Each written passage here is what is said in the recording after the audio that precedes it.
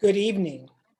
Those of you who are part of the 5:30 meeting have heard this introduction before, but to be fair to all three candidates, I will repeat myself. Thank you for participating in North Clackamas Schools NCSD's community forum featuring the finalists for the superintendent vacancy caused by Matt Utterback's retirement at the end of June. My name is Jonathan Hutchison, and I'm NCSD's Communications Director and facilitator of tonight's forum. This session is part of the finalist selection process, which has included multiple sessions with both internal and external stakeholders, along with background and reference checks. Throughout this process, NCSD has been aided by a third-party search firm. Tonight's session will be a total of 45 minutes and features a variety of community members, families, staff, and others. Each candidate will respond to 11 pre-selected questions.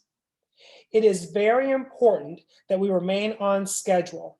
So even if a candidate has not answered all of the questions, we will conclude after 45 minutes. All participants will be muted, and please do not ask questions of the candidate using the chat feature. That should only be used if you are having technical difficulties. At this time, I'd like to ensure that Dr. James is clear about tonight's process. Are you clear? I am clear. Thank you for joining us. I will begin asking the questions shortly, and I would request, Dr. James, that you please be mindful that we are interpreting tonight's session into other languages, so please speak slowly, and I may ask you to pause periodically in order to allow my colleagues doing the interpretation to catch up. With that, we appreciate your time, and the first question is, please tell us about yourself and what is most important to you as an educational leader. Great, thank you. So I will share that I grew up here in the Pacific Northwest. I grew up in Tigard, Tualatin, which is not too far away from where we currently are. When I grew up in Tigard, Tualatin, I will share that the community was less diverse than it is now. And I had amazing grandparents that really had an influence in raising me, in that they did everything that they could to keep me well connected to culture, to heritage, to beliefs, and everything that they were supposed to do. However, growing up in a not very diverse community and going to school in a place that I didn't see people look like me, it was difficult in school. And so I will share that going through high school, I did not complete high school in the traditional pathway that others did, and I left. And I think that's important to share because I know that many of our students have experiences similar in terms of they don't always feel like that they belong, that sometimes they feel different, and it impacts how they have their schooling and how they move forward within that. I will share, as I dropped out of high school, one thing that I did know, and I think just from the upbringing, is that somehow I had to finish school, and I wasn't sure how I was going to do that. But what I did do is I started reaching out to people, and I started advocating for myself, and I started figuring out what were the different options and what were the different pathways that I could use in order to get graduated. And it reminds me, in terms of when I look at advocacy, is that when we have students that reach out to us and we have... If I could just ask you to pause for one moment so we could catch up with the interpretation. Just one moment, please.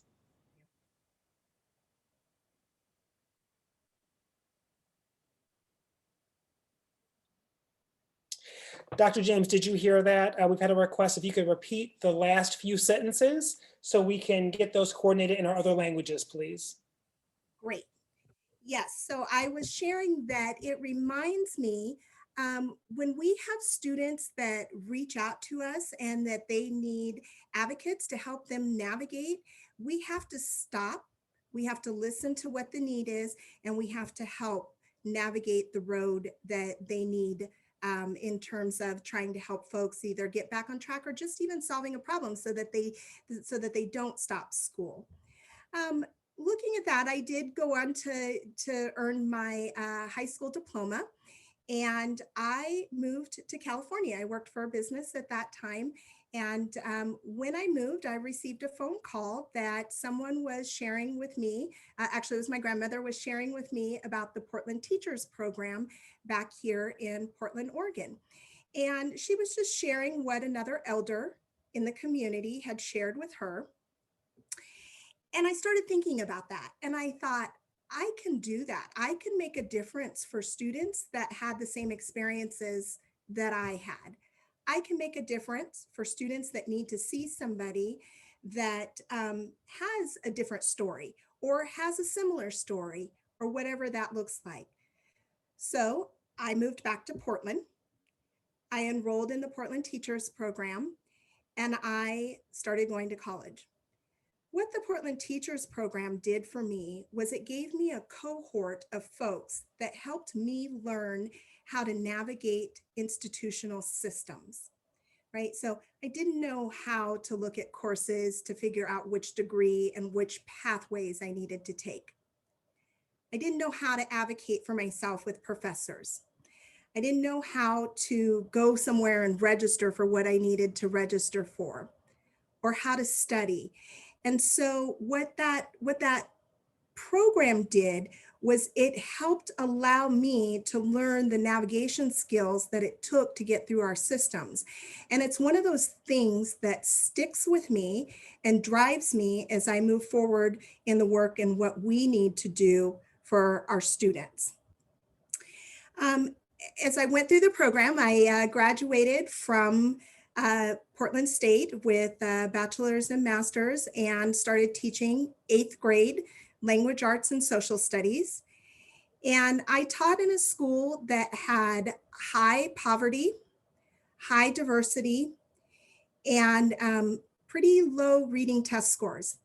And it was my first introduction as I was teaching into meeting with other educators to figure out how we were going to address the reading strategies that needed to be done in our classroom. And we were intent on not leaving that for 1 or 2 intervention specialists to come in and try to raise the test scores up for our whole school. We felt like it was our responsibility. And so all of us needed to teach reading. And it was one of those times that was my first conversation with professionals that looked at what was our responsibilities in the classroom and what strategies did we need to do and be a part of it, even if it wasn't our content specific areas that we were necessarily connected with. And so again, another learning moment for us about how sometimes we all need to join in to create the movement for our students in a different manner. After I taught, I became an assistant principal at a middle school. And I will tell you, middle school always holds a special place in my heart. There's never a day that you didn't go home laughing or chuckling about something someone said or something that someone did in a good way that really just kind of gave you that, here's why I'm here, right at the end of the day. Moving on from middle school as an assistant principal, I moved to high school as a vice principal and a principal and moved into the principal role in the same school in which I was at for 8 years. I will tell you, when I first walked into this school, it was a place that many of our families were not wanting to attend that school. The graduation rates were in the mid-60 range. There was some low morale, and we had some work to do. We had some serious work to do. And so we started in on what needed to happen, looking at the data, looking at what we needed to do for our students, what we needed to do to support our staff, who then in turn support the students, right? When they're cared for, they will also care for who we're here for in terms of the ultimate student achievement. And so in looking at, I'm gonna slow myself down here a little bit. In looking at the programs that we were implementing into the school, one component of that was a mentorship program. And so we had staff that was mentoring students. We had parents that were coming in, classified teachers, all of us. And one thing I never do is I never ask my staff to do something that I wouldn't be willing to do myself. And so I said, sure, sign me up. I'm taking some students too. And so I had about 5 students that I was mentoring for the year. While mentoring those students, we had the opportunity to just dialogue. I got to learn their stories. They got to learn my story. And in turn, it was the first time that I shared with folks, students really, and probably others, that I had not finished high school in the traditional manner, because I had been embarrassed of that for a lot of years. And I had spent a lot of time trying not to let anybody know that that was the case. And so I shared that with these students after they were sharing their experiences and their stories with me. And it was interesting because of the 5, I had 2 that came back not too much later and shared with me that because of my story and because of what I shared with them, that they were willing to do some things and move on in a way that they would not have without me sharing my story. They were scared to go to college because their friends were going to a 4-year college. They didn't want to go to a community college because they felt like that made them look a certain way. And when they realized that I had gone to the community college and what it did and where I was, they shared that made it okay for them to go to a community college. And I will tell you, both of those young ladies are in education programs at the moment and going to be teachers, and some of my proudest moments. But it gave me an opportunity to reflect on the authenticity and the realness that our students and our families deserve, and those conversations and how we learn from each other through stories. After I left the high school, I went to the district office and I oversaw high schools. So anything with high schools, athletics, college and career programs, CTE, career technical education, anything high school. And I was there for several years before joining the North Clackamas School District team, in which I came as the director of high school. And shortly after that, moved into the assistant superintendent role where I am. I share some of those stories with you as we go along because really it is a place of reflection that centers me, and it's a place that drives my work and reminds me that we're here for each student every day, and that we have a responsibility to remove barriers for them. We have a responsibility to help them navigate systems, and we have a responsibility to remove things that we don't need to navigate anymore, that it just should be because it's public education. And so that's a little bit about me. And I just have a deep care for North Clackamas School District. And I know that our families send us their best, and we have amazing staff and community and partner that work alongside of us. All right, thank you. The second question is, how would you go about assessing the strengths and challenges of our school district? And just to let you know, I will let you know when it is 7:10, which will be a 5-minute warning because we will conclude at 7:15. Great, thank Thank you. you. Can you read the question one more time for me? Sure. How would you go about assessing the strengths and the challenges of our school district? Yeah, thank you. Um, I will start by saying that I think we have an amazing foundation here in North Clackamas in which to build off of. We have a strategic plan that has gotten more focused and more narrowed over time. And we also have the opportunity to create a new strategic plan, as the one that we've currently been operating ends in 2022. it actually parallels at the right time with right now what we are navigating in terms of the pandemic and COVID and the different education teaching models that we're experiencing at this moment. And also, I will just say, some political divide that mirrors what's happening in our country and really across the world at the moment. And so I think about um, really from the start, what we would need to be doing is entering into some conversations of recalibration and having conversation about what is working for us right now. What are the things that are foundational that are here that we don't want to lose as a community?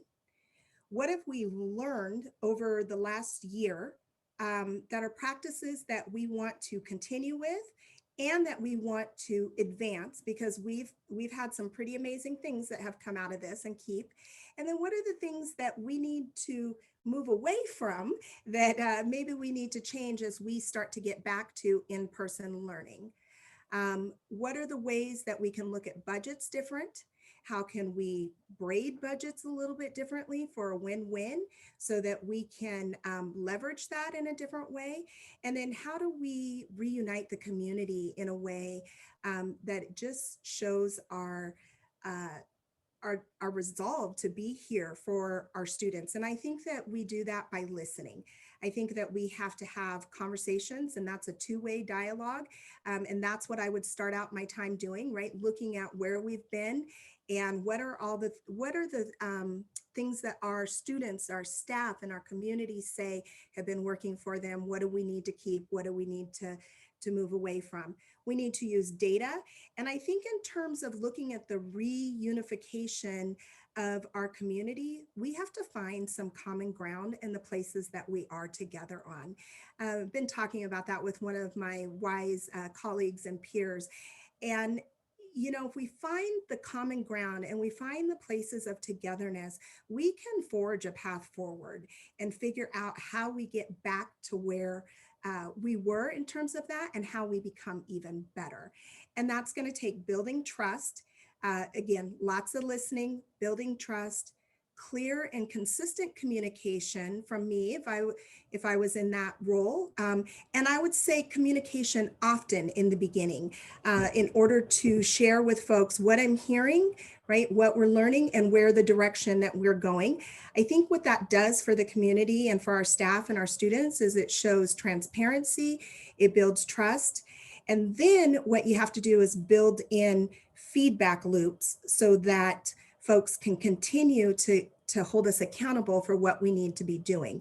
And it all has to be aligned to our strategic values, our strategic plan, and our core of who we are so that when times get tough and when things get rocky and when decisions have to be made, that's what you go back to, your core values, your strategic plan, and your initiatives in moving forward. All right, thank you. Question 3. What are some specific examples of educational programs that have been successfully implemented during your tenure in your current or previous district that help to close the opportunity and/or learning gap for students of diverse backgrounds? Yeah. I would share a couple that come to mind. And in particular, I would say they're wrapped around CTE, which is our Career Technical Education Center at Saban Schellenberg. And I think that that is a place that I think we still have some more growth for in terms of using it to close the gap with some of our underserved communities. I look at in the last couple of years that we have added um, a couple programs in particular around math at Saban Schellenberg at our technical center. And really that came about because as we started to look at data when I was overseeing high schools around who was passing math and who was not passing math, that what became clear is that we were giving students the opportunity to make up the credits, but we weren't necessarily giving them skill sets that they need to then go back and either take the class and be successful or take the next class and continue to move forward. So once you kind of hit that wall with math, like it was, you kept hitting the same wall. And we were just trying to get around. So we started thinking, how could math look a little bit different for some of our students? And we're still piloting and we're still working on this and moving it forward. But we implemented a geometry in construction program there. And I will say that we were very intentional about which students were able to take that, because it's a fun class. A lot of students would want to take geometry and construction, but we knew that we had originally started and piloted this class to support students who were struggling, and that was what their need was. And so really what it did is it placed a difference in terms of how we did instruction. There was a hands-on approach. Engagement looked different. Kids were solving problems and they could tell you why they were solving problems. And I will tell you, to this day, it's one of my favorite classrooms to go into, because kids are engaged. It doesn't matter if you're a student with a disability, if you're a student of color, and they're talking. You've got hammers in the hands, you've got tool belts on, you got glasses, they're moving the, the geometry, I don't know what you call them, but the geometry things that they're looking at in terms of, and they can tell you why they're doing it because they're engaged. And so I keep thinking, how do we replicate that in other places? And folks have heard me say, chemistry, right? I think about that. I think about science. It's a place that so many of our students struggle, but if we could connect it to things that they care about, culinary, cosmetology, right? So how do we take these core contents and how do we connect them with ways that our students can maneuver through that and have a different type of success and see themselves differently? So, All right, thank you. How do you see yourself interacting with the public and business community here in the North Clackamas School District? yeah. Um, I think I have to build trust and I have to build interaction a little bit differently in this position. I work at North Clackamas and I'm often talking to many of those partners, and I'm also often meeting with folks, but it's with a little bit of a different lens. And so it would be important for me, again, to be out speaking to folks, having conversations. What is it that you're looking for as a business and a partner? What is it that we're looking for? And how can we make those win-win? Because we're going to benefit each other, right? If we, I think about opportunities like when our students, right now we've had a lot of community partners coming in and doing mock interviews with our students. That is a win-win for everybody. Our students are getting to interview with people and see what it takes to be in a career. Our folks that are out there are getting to see what our students are capable of and have different kinds of conversation and dialogue with them. Just all around, we're having different interactions that can move us forward. So I think it's important to get out there to have the conversation. What is it that's important to them? What's important to us? How can we leverage partnerships? How can we braid and leverage budgets where it's appropriate and where it's possible? And does it match our strategic plan and our core values? And what I would be hoping to do, again, that I think you'll see as a theme of mine, is building trust, building communication and partnership, transparency, and feedback loops of accountability that folks can come back to us and that we can talk about. All right, thank you. Question 5 is somewhat related, and it is, how would you ensure your visibility and accessibility through the school district and the broader community? Yeah, I think that you have to just be visible, right? And I think open door policy, one of my core values as a leader is to have an open door policy and be accessible to folks, whether that be students, whether it be staff, whether it be community members. And I think that when you're accessible to folks, that you can get in there in a different way, roll up your sleeves, experience with them, and do some problem solving so that it's not cookie cutter approach. It's not textbook problem solving, but it's that you're looking at solving the problem that really matches whatever it is that you're facing, or that you're moving something that's going really strong, you're moving that forward as well, equally.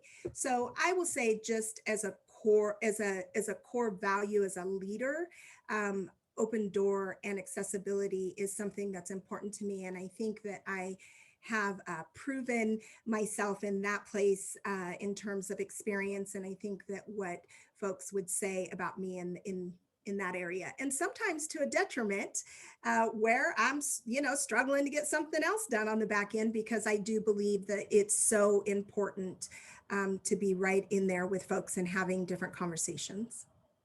All right, thank you. Question 6. What have you done to positively impact student achievement in terms of K through 12 programs?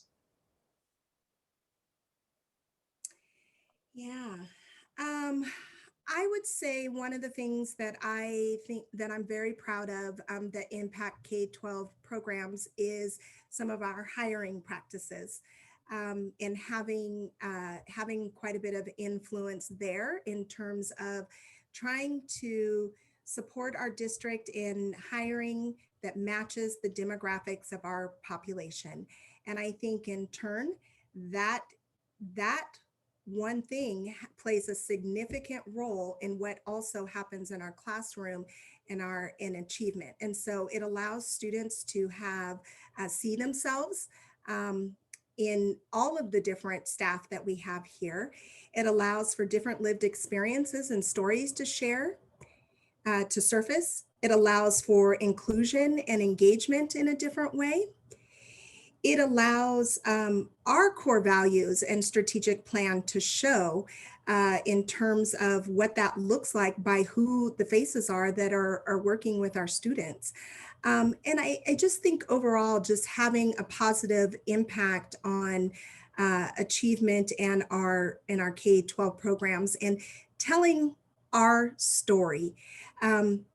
We want to be a world-class North Clackamas School Public Education District, right? And in order to do that, we need to attract the best. And some of how we do that is by showing who we are and our core values, and showing what we are about, and in terms of our multiple perspectives, and educating our students, which again, caring for the adults, often we will see that showing up in caring for our students in the classroom in many different ways. All right, thank you. What are your major strengths as an administrator?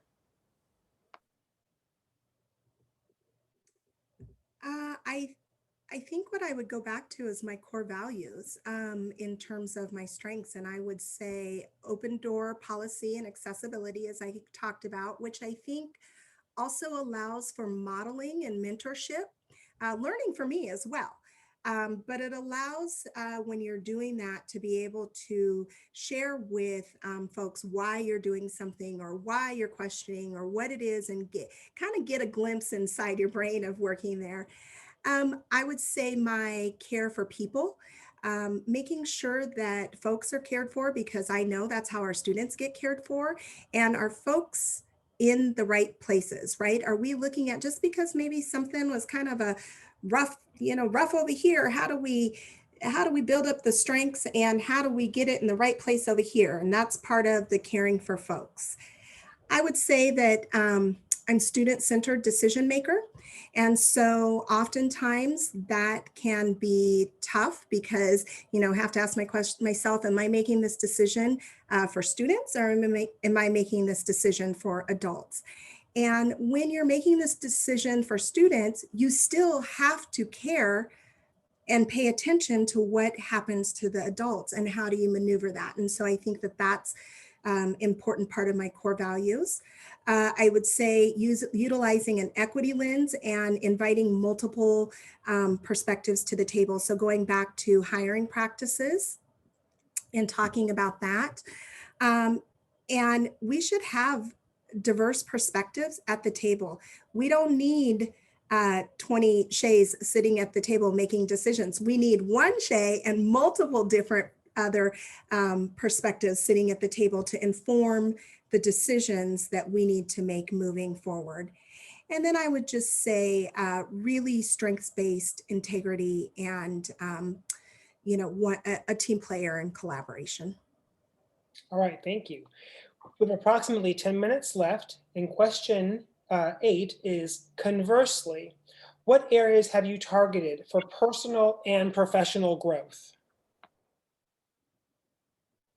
Mhm. I would say personal and professional, um, and maybe I'll break that out a little bit. I shared with folks that I got my doctorate in the last couple of years for my own personal and professional growth. It had nothing to do with the title. I don't, it's not important to me to be called Dr. James. It's not important to me that I have the degree, placed up somewhere for somebody to see.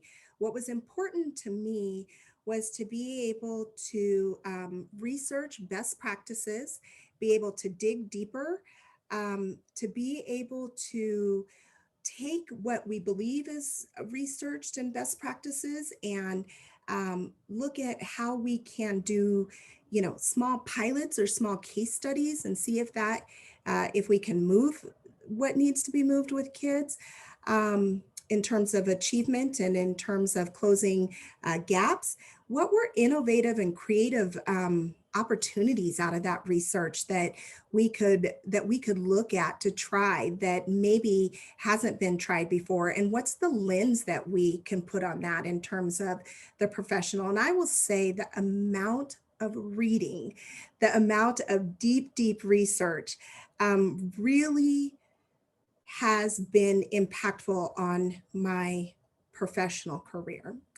I will say on my personal or professional goals and learning, on my personal goals and learning in terms of how that tied into, I think if I took you back to me saying that I didn't complete high school and what that meant for me and where my places of learning and where my own gaps needed to be closed for my own internal core and my own internal heart, that was really important for me on a personal level. And there were some things I needed to overcome with writing, and there were some things that I needed to overcome in terms of learning. And so it was really important for me on a personal level to do that in addition to professional, regardless if anybody ever knew that I finished.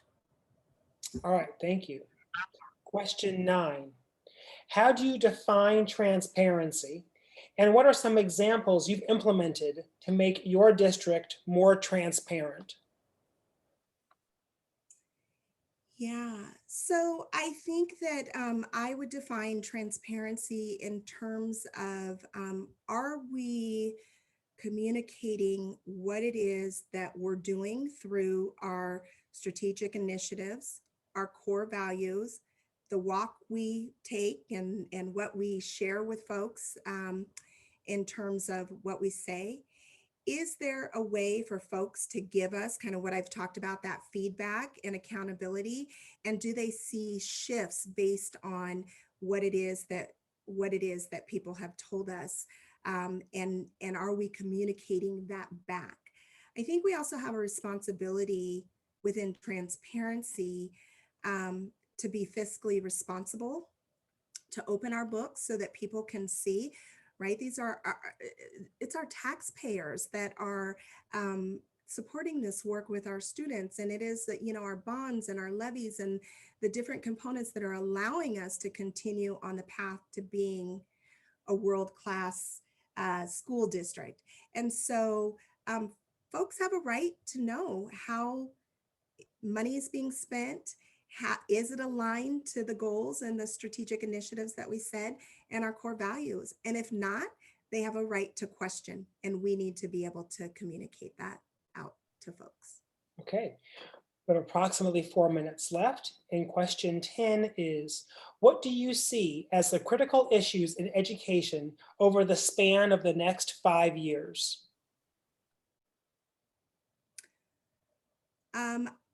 I would take it back to kind of what I was talking about earlier in terms of we're ripe for having the conversations around what instruction looks like in recalibration post COVID. And I say post lightly, right? We don't know when things are going to turn around. We don't know what next month looks like. We don't know what it looks like in July. But what I know is that we're working on trying to get our students back to in-person learning. And what do we bring with us that we've learned that can make a difference for student achievement, engagement, communication, all kinds of different components. An example that I use is looking at conferences.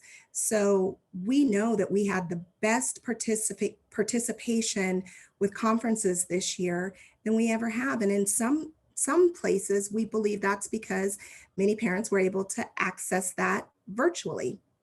And so when we go back to in person, what do we need to do around that? It doesn't mean that we don't have in-person conferences, but we also aren't going to throw out the virtual conferences. So we have to figure out places like that, what's really important for us to keep moving forward with our strategic initiatives. How does it intersect and how does it align to our core values? And I would say probably the biggest thing is how do we get united, reunification, and get back to being the district that is here and their sole purpose is to serve our students and to produce graduates that are with a college and career plan, that are college admissions ready, no matter what they decide to do with their life, whether they go into the military or a career or whatever it is. And those are some big, heavy things that I think we're going to be grappling with over the next 4 to 5 years, which is the next iteration of our strategic plan. All right, thank you. Our final question is, and we have 3 minutes, is there anything else you would like us to know about you that didn't come up through the previous questions? You know, it was interesting when I was meeting with the board. I talked a lot in my paperwork about using anti-deficit lens, using an anti-deficit lens. And someone asked me, what does that mean? And I think that we have lots of opportunity within our district to figure out the places that we come at something from a deficit lens and flip that and use an anti-deficit lens. And I'll give you an example. As I think about special education, our students that have disabilities, inherently, how the IEP, which is the individual education plan, is written, it starts from a place of deficit. What does the student not know and how do we get them there? Why can't we flip that? What does the students know? What do they know? And what can we do to leverage that to get to the place that we ultimately are trying to get to anyway, in sharing, right, in whatever skill set or whatever strategy that it is that we're trying to get to and teach. And so being strengths-based, thinking about how that impacts how a kid feels in a classroom and what they feel their worth is in participation. How does that influence how our families see their kids and how their families see them learning, and in engagement different because of that? And are they accessing academics differently? And so one of the things that I want to look at is where in our system are those opportunities to flip what we might use as deficit in a deficit-based start into an anti-deficit and move from there in terms of strength. Very good. Thank you very much, Dr. James, for participating, along with all the community members and staff. We have reached the 45-minute mark. So at this time, I would like my colleague to add the link to the candidate impression form into the chat. I would also like to ask Dr. James to exit the session. Thank you again. Thank you, appreciate it. For everyone else, please complete the candidate impression form at this time. If you cannot complete it now, the form will be available on NCSD's website under Superintendent search until Tuesday, February 2nd, tomorrow, at 11:59 p.m. Your responses are anonymous and will be compiled into a report for the school board's use at the February 4th meeting. Thank you again for your interest, and the next session will begin at 7:30.